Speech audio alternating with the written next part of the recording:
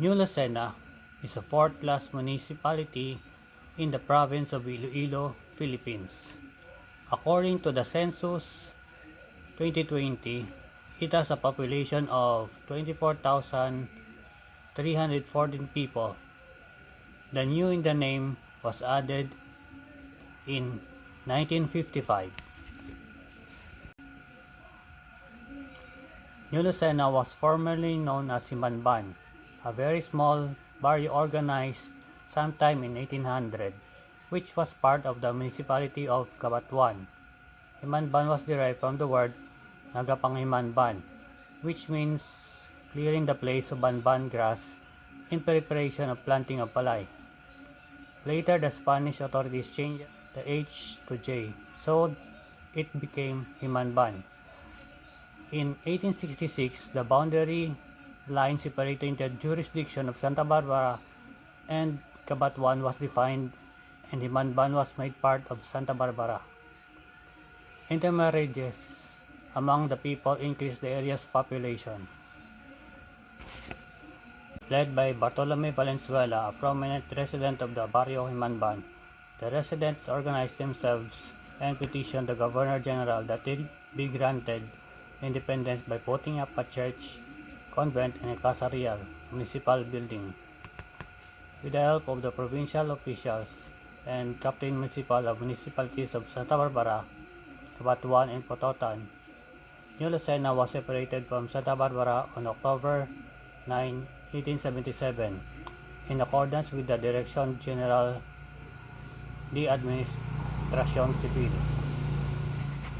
The first municipal officials were elected, and the first Captain Municipal was Bartolome Valenzuela, known as Tanabe, the grandfather of the late Senator Tomas Confesor and Representative Patricio Confesor. It is not recorded when Himanban was changed to New Lucena, but New Lucena reportedly comes from the dialect Lu, Ulo, which means head, and Sena, which is the short version for the flower Azucena, which means pure and peaceful. Thus, Lucena means pure and peaceful leader.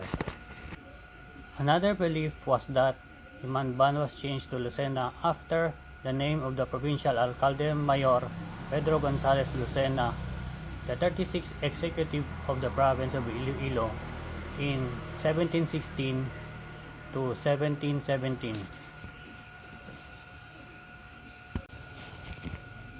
When the Americans came, Pueblo de Lucena was again incorporated to the municipal of Santa Barbara in 1902 for economic security and facilitation of government. In 1921, the prominent citizens of Lucena petitioned for its separation from Santa Barbara. On January 1, 1947, Lucena became a new town in the province of Iloilo. Thus, it is now called New Lucena. New Lucena is politically subdivided into 21 barangays. Each barangay consists of puroks, and some have sitios: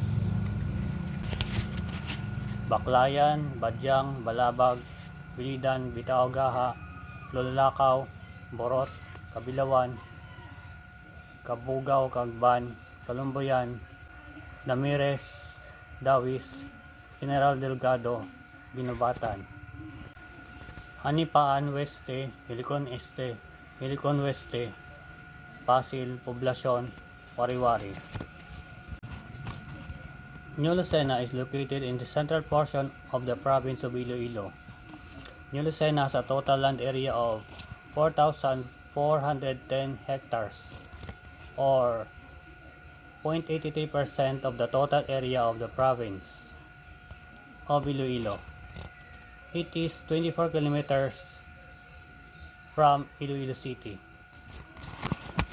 The town proper, New Lucena, could be traversed by land either via Dawi Saraga or via Santa Barbara.